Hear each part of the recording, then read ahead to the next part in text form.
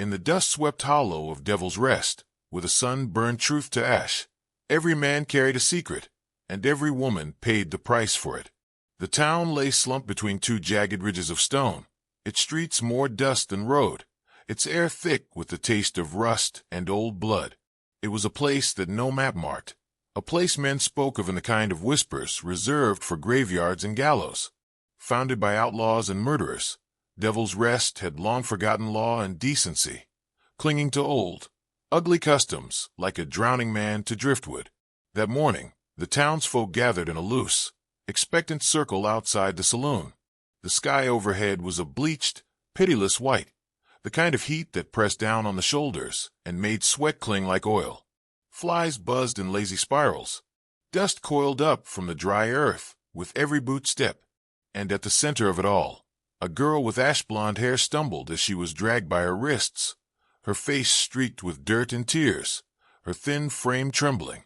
Elsie Morrow, 19 years old, daughter of a long-dead rancher, stood accused of stealing a loaf of bread, not from a home or a farmhand's table, but from the saloon storehouse, a place where the town's provisions were kept under lock and rusted iron. No one asked her why she did it. No one cared. In Devil's Rest, hunger was no excuse, and mercy was as rare as rain. Sheriff Deke Barrow loomed above her like a scarecrow that had learned to walk. Tall, gaunt, with skin like yellowed parchment and a face carved sharp by hatred, he held a length of rope in one hand and a coil of contempt in his voice. "Thieving little tramp," Barrow spat, the words thick and ugly as he yanked Elsie's arm. "Bread belongs to the town, not to gutter rats." His eyes swept the crowd, savoring the attention. "You all know the penalty." A chorus of low murmurs answered him. Some nodded, others looked away, but none spoke against it. This was Devil's Rest, and the old punishments had always held. Nettie the baker's wife pushed through the onlookers, her plump face sour with triumph. She pointed a stubby finger at Elsie. "Caught her red-handed," she crowed. "Knew she was trouble the day her daddy died. Bad blood, that family." Elsie lifted her head, eyes glassy and defiant. "I was hungry." A fist clout her ear before the last word left her mouth. Sheriff Barrow grunted. "You'll eat swill with the pigs, girl." The pig pen stood behind the saloon, a crude thing of splintered rails and packed filth. Pigs wallowed in the muck, grunting as they shoved each other for shade under a warped plank of wood. The stench of waste and sour feed curled in the air. It was a punishment reserved for those too poor to hang and too weak to flee. A week in the pig pen broke a soul. No one who went in ever walked quite the same. Barrow hauled Elsie through the dust, the townsfolk following like vultures after a dying horse. From the saloon's porch, a man sat watching, face shadowed beneath the brim of a battered hat. He nursed a whiskey, though it looked long untouched, his eyes sharp and dark as gunmetal. No one knew his name. No one asked. Devil's Rest saw its fair share of drifters, and most left by sundown, or in a pine box. They reached the pen. Sheriff Barrow kicked open the gate and shoved Elsie inside. She fell hard, her palms sinking into the rank sludge. The pigs grunted, a heavy boar snuffling at her boot. The crowd chuckled. Barrow tied a length of rope to the gate and spit in the dirt. Let her learn what decent folks do to thieves. A boy no older than 10 laughed and threw a clod of dry mud at her. It struck her shoulder. She didn't flinch. From his place on the porch, the stranger's gaze didn't waver. He watched the jeering townsfolk, the bent-backed women and the hard-eyed men, the eager cruelty in their faces. He took in Sheriff Barrow, the way the man swaggered, the way power clung to him like a sickness. In Devil's Rest, cruelty wasn't a sin. It was a tradition. The pigs resumed their rooting, one of them chewing at a bootlace dangling from Elsie's foot. She curled in on herself, her hair streaked with mud, though her eyes burned clear. Sheriff Barrow raised his voice. "A week she'll stay. Maybe next time she'll think twice." A few of the women crossed themselves. A drunk in the back muttered about curses, but no one heard him. A storm was building on the horizon. The wind shifted, carrying the scent of iron and the promise of rain that might never fall. No one noticed the stranger rising from the saloon's porch, the way his hand rested lightly on the butt of the revolver at his hip. He didn't speak to the crowd. He didn't stop Sheriff Barrow or break the gate's rope. Instead, he said it soft, like a prayer meant for no one. That girl didn't steal for herself. But no one listened. Night settled over Devil's Rest like a shroud. The wind died, leaving only the soft, dry rustle of brittle grass and the low, wet grunts of the pigs rooting in the muck. The heat clung to the earth, heavy and airless, the kind that made men's tempers short and the nights long. Elsie Morrow lay curled against the splintered wall of the pigpen, her arms wrapped around herself, her body bruised and fevered. The rough calico dress clung to her skin, soaked through with sweat, filth, and blood from a split lip that had long since stopped bleeding. The pigs were restless. Their usual sluggishness had given way to uneasy movements. They snorted and pawed at the mud, lifting their snouts toward the fence. Beyond the crude wooden rails, shadows pooled deeper where the lantern light from the saloon and the general store failed to reach. Somewhere out in that dark, something moved, slow, deliberate. Elsie's eyes cracked open at the sound. A shape lingered near the brush line. Yellow eyes caught the meager light and glinted like coins tossed into a dark well. A chill that had nothing to do with the heat rippled down her spine. The pigs clustered together, their bulk pressing near the gate, away from whatever waited beyond. Elsie pushed herself upright, teeth clenched against the pain in her ribs.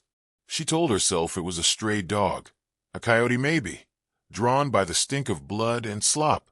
Then a soft hiss reached her ears, not from the shadows, but from the fence itself. "Elsie!" She turned her head. A boy's face appeared between the rails. Tommy Pike, no older than 10, his freckled cheeks pale and streaked with sweat. He held a battered tin cup in both hands, trembling so hard water sloshed over the rim. "I brought you something," he whispered. She crawled toward him, the mud sucking at her knees. The pigs grunted but gave way. Tommy pushed the cup through a gap in the fence. "Don't drink it all at once," he warned. "Ain't clean, but it's wet." She took the cup with both hands. The water was warm and tasted of rust and dirt, but she drank it down. It caught in her dry throat like sand. "Why you doing this?" she rasped. Tommy's eyes darted over his shoulder. The town was quiet now, but lantern light still flickered in the windows of the saloon, and the air hummed with something thick and sour. "Ain't right what they did," he said. "Ain't right none. Sheriff Barrow, he's done worse." Her fingers tightened around the cup. "Worse." Tommy leaned in closer, his voice dropping to a trembling whisper. "There's a pit, out behind the old church, by the weeping tree. He buries folks there, ones that see too much, or talk too loud, or cross him." Elsie's stomach turned. "Why were you telling me?" "'Cause you ain't gonna last till morning," Tommy said. His eyes glimmered with something between pity and terror. "And someone ought to know." The pigs stirred again, their heads turning as one toward the far side of the pen. The yellow eyes were gone. Only the night remained, thick as tar. Tommy flinched at a crack of distant thunder. The air smelled of metal and dry earth. Storm coming, though the sky hadn't seen rain in months. "Go on home, Tommy," Elsie whispered. He hesitated, then slipped back into the dark. Across the yard, a figure stood near the saloon's porch. The stranger, the same man who'd watched them drag her to the pen. He hadn't spoken a word all day, nor joined the laughter. Now he leaned against a post, head down, shadow masking his face. A flicker of lightning split the horizon, its glow reflecting in the man's eyes. Not fear, not pity. Something colder, older. Inside the saloon, voices rose. Nettie Baker's shrill hiss cut through the air. "She's bad luck, Deke. Ever since we locked her up, animals acting strange. Heat worse. Pigs dying. You want to wait till something else happens." Sheriff Barrow's reply was a growl. "She's a girl in a pen, not a storm spirit." "Then why's the dirt restless?" someone else muttered. The stranger pushed open the saloon's door. Conversation faltered as he stepped inside. The bartender, a hunched man with a limp and an old burn scar down his neck, looked up. "You need something, Drifter?" The stranger's voice was low, carrying through the room like the first note of a funeral bell. She stole to feed me." A thick silence dropped over the saloon. The bartender's lip curled. "You best be careful what you say, stranger. Folks round here don't take kindly to thieves, nor to men what stick up for him." The stranger reached into his coat. For a moment, the room tensed. Hands drifted toward belts and rifles. But what he pulled wasn't a gun. It was a silver badge. Warm but clean. The star glinted in the lamplight. "Deputy U.S. Marshal." He let them see it for half a heartbeat before tucking it back into his coat. The bartender's face went gray, sweat breaking on his brow. "I know what's buried in your dirt," the stranger said softly. "And come dawn, the earth will give it back." He turned, left the saloon in silence, the door creaking shut behind him. No one followed. A flicker of memory clawed at him as he crossed the dark yard. Years ago, another town. Another name. Jonah Crow. Outlaw once. Left for dead by men he called brothers. Came back from a shallow grave, carrying a badge no one expected. The wind rose as the storm crawled closer, the first fat drops of rain hissing against the dust. Pigs squealed in sudden alarm. A bolt of lightning tore the sky open. And there, in the center of the pen, a pig lay gutted, its belly split wide, steaming in the sudden rain. Carved into its side, clean as ink on a ledger, the words, "Guilty hearts bleed soon." Elsie stared, her breath ragged. Jonah Crow raised his eyes to the sky. The storm had finally come. By dawn, the town of Devil's Rest was a knot of nerves and bad omens. Word of the slaughtered pig, and the warning carved into its flesh, had spread like a sickness through the streets. Doors were bolted, shutters drawn. Old women clutched their faded crosses, and men with rifles took to their porches, watching the dark as if expecting it to strike. The talk of curses, once drunken nonsense traded over bad whiskey, now clung to every corner like cobwebs. They blamed the girl in the pen, said she carried her dead family's spite in her blood, a ghost witch bred from old sins and buried grudges. Some swore they'd seen things in the night, figures in the mist, shapes near the churchyard, eyes blinking in the dark where no man or beast should be. Sheriff Barrow, though, wasn't a man to stomach spook townsfolk. By mid-morning, he had a pair of his meanest men, Holt and Finch, scouring the outskirts, kicking down doors, yanking drifters from their sleep. Every stranger was a threat, every shadow a knife. But no one confessed to the pig slaughter, and the words carved into its hide stayed fresh in the town's memory like a brand. Behind the general store, in the narrow gap between its wall and the Dry Creek bed, Jonah Crow crouched low in the gathering gloom. The town was on edge, but he moved like a ghost, each step measured. He met Tommy Pike where they'd agreed, a narrow cut between the old tool shed and the fence post line. The boy's face was pale, his freckles standing out sharp as pinpricks. "You got no business talking to me," Tommy whispered, voice shaking. "If Sheriff knows." "He won't," Jonah cut in. "Tell me what you told the girl. About the pit." Tommy swallowed hard, looking down at his scuffed boots. "It's real. Out back of the old church, near the weepin tree.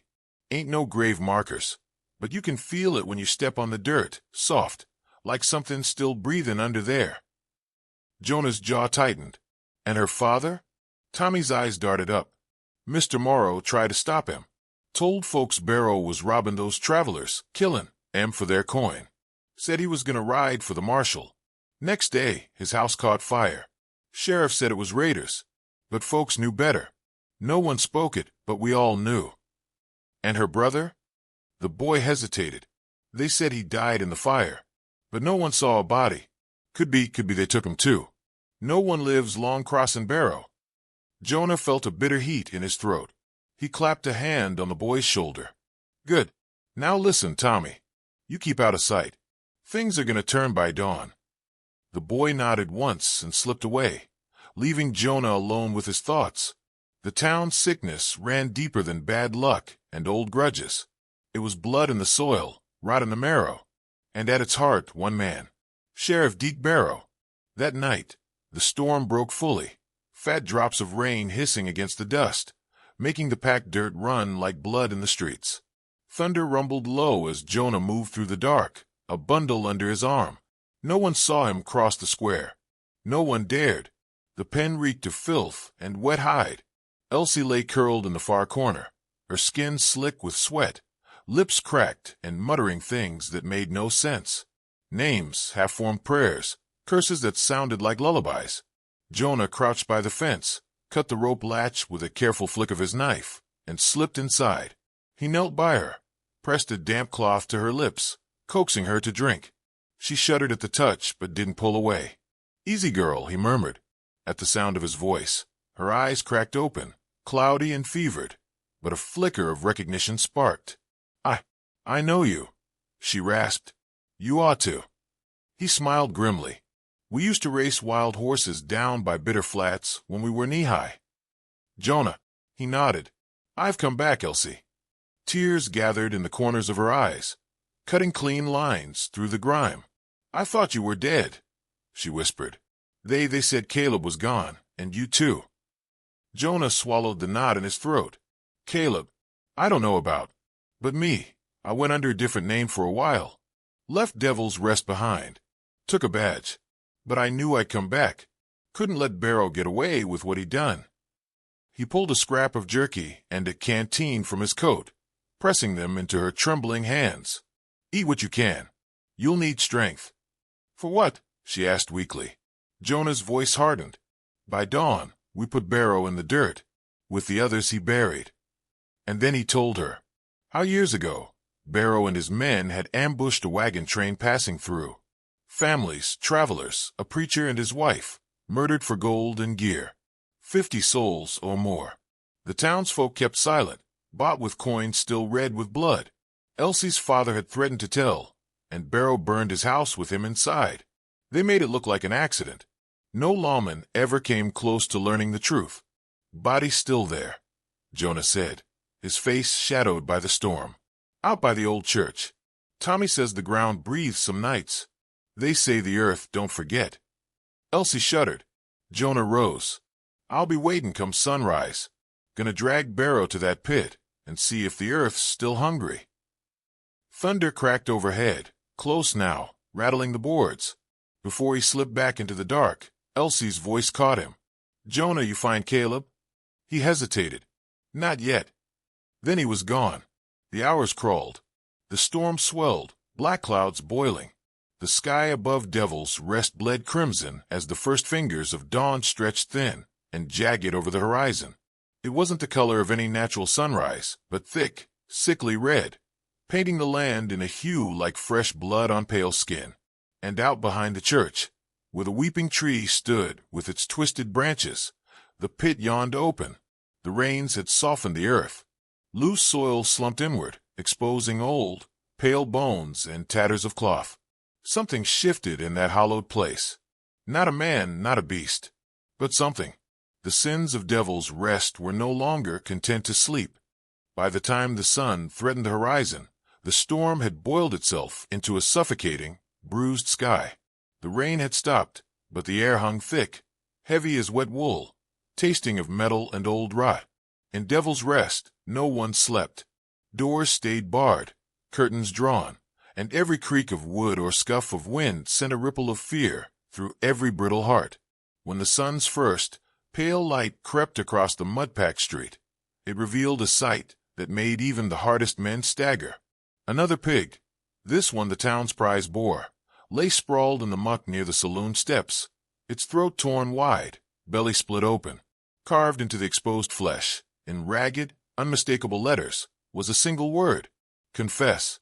A crowd gathered fast, nervous whispers thick as flies.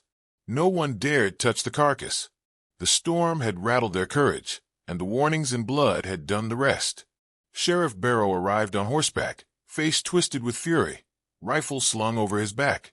His men followed, tight-lipped and mean-eyed. "This gone too far," Barrow snarled. "Whoever's doing this, will find him."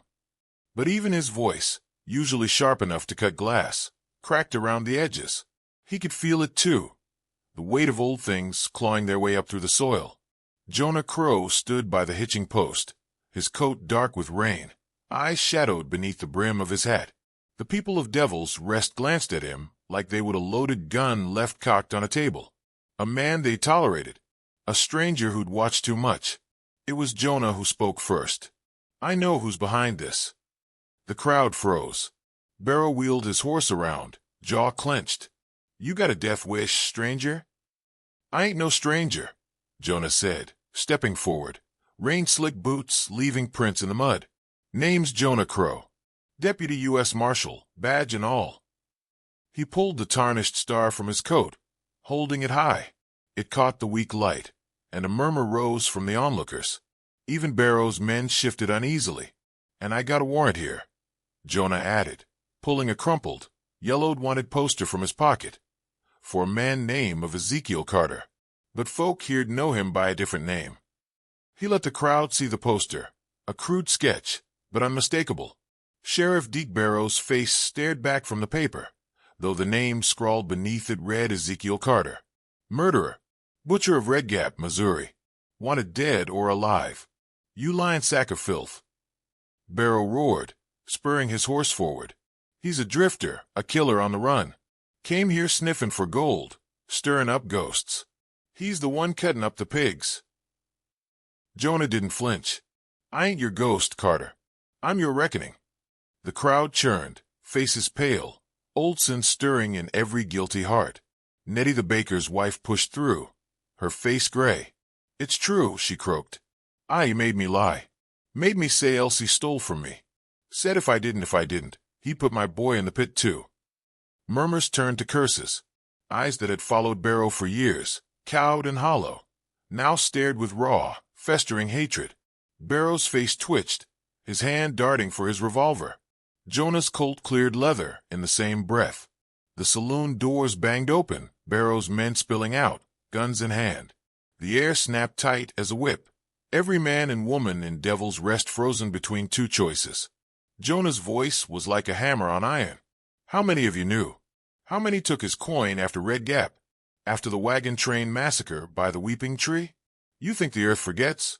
You think those bones don't rot up through your boots?" The ground seemed to breathe, a thick, heavy pulse underfoot. The pigs penned nearby squealed in shrill, maddened cries, crashing against their rails. Blood was in the air, and they sensed it. Barrow snarled, "You ain't leaving this town, Crow." He fired. Jonah twisted, the bullet grazing his side, hot and sharp. His own shot cracked back, grazing Barrow's shoulder, spinning him half off his horse. Men shouted, a woman screamed. Guns were drawn, but no one fired. Jonah staggered, blood staining his coat, one hand clutching his ribs. "This town belongs to the dead you buried," Jonah growled through gritted teeth. "And it's coming for you." Barrow scrambled to his feet, mud caking his clothes. He fumbled for his pistol, hate blazing in his sunken eyes. From the pen, a figure lurched forward. Elsie. Filthy, trembling, face white as bone and slick with sweat, but her hand clutched a mud-spattered revolver. One of Barrow's, dropped in the commotion. Her voice was raw, barely a whisper, but it cut through the storm. "For my pa. For Caleb." She fired. The crack of the shot was sharp as a whip crack. Barrow's eyes went wide. He stumbled, blood blooming on his chest, then crumpled to the muck. Silence. The pigs quieted. The earth seemed to sigh. Jonah dropped to one knee, breath ragged, and tipped his hat to her. The townsfolk stood still, and in that awful hush, Devil's Rest felt something old peel away from its skin. Elsie's arm fell, the pistol dropping from her grasp. "Let it end," she rasped, and crumpled against the fence rail, spent. Jonah hauled himself up. "It's done," he said to the town, to the bones beneath their boots, to the black, ugly sky overhead. "It's done." Barrow's body sagged into the mud, the last breath leaving him with a wet rattle.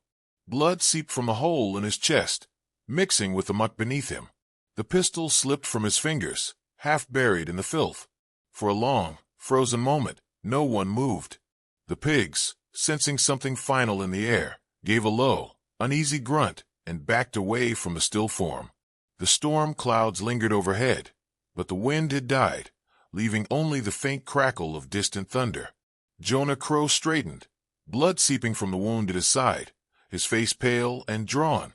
He looked over the gathered faces of Devil's Rest, Men who'd spent years cowering behind Barrow's shadow, women who'd whispered behind curtains, children raised with fear in their bones. Their eyes, once sharp with suspicion and cowardice, were wide now and empty. "It's over," Jonah said, his voice rough but steady. "This town don't belong to him no more." No one answered. A few heads dipped. A woman wept softly. The rest stood in silence as if unsure whether to mourn or be grateful. In the hush, little Tommy Pike came stumbling from behind the church, his small hands filthy and trembling. His eyes were bright with terror and something else. "Hope. I found something," the boy stammered. The crowd parted for him. Clutched in his grimy hands were coins, thick gold, old, marked with names and dates no one in Devil's Rest spoke aloud. "Blood money. Death money. Out by the weeping tree," Tommy said, his voice a ragged whisper. Ground gave him up. Jonah looked at the coins, then at the men gathered near the church's leaning frame. He saw it in their faces, recognition. "Shame. Proof," Jonah said coldly. "Proof of what you done, of what you buried." Nettie Baker's wife sobbed into her apron. One of Barrow's old deputies threw his hat down in the dirt. Jonah turned to the townsfolk.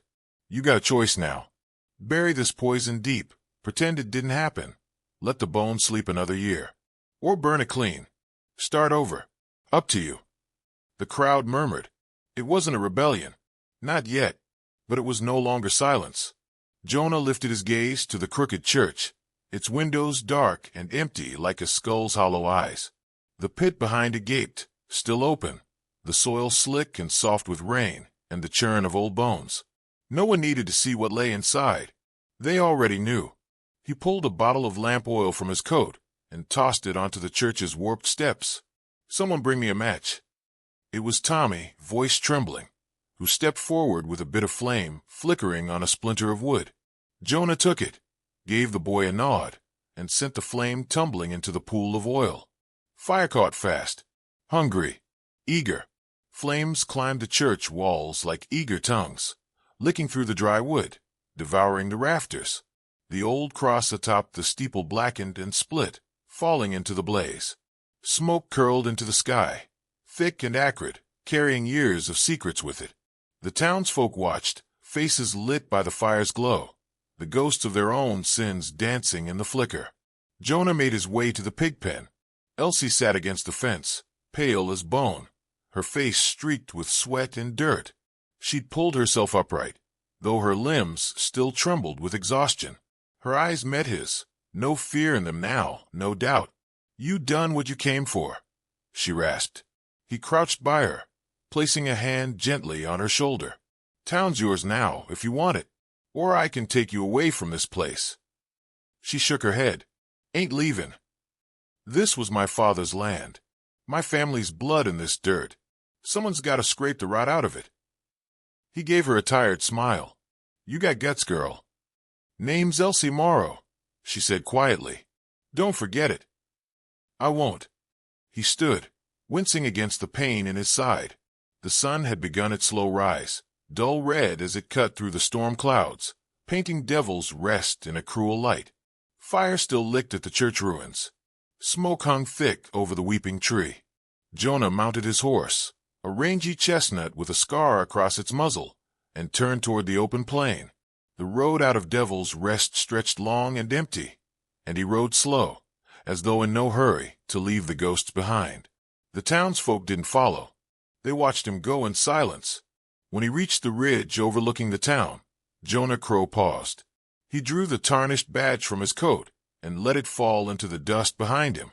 It was Tommy who crept forward, curiosity in his eyes, and picked it up. He turned the star over in his small hands. On the back, etched deep in crude letters long ago, was a single name, Caleb Morrow. The boy's breath caught. He looked up toward the distant figure riding away, dust rising around him in the crimson dawn. He'd never been a stranger at all. And so Devil's Rest bled out its poison under a crimson dawn, and a girl once left in the filth rose to carry the weight of a dead town soul.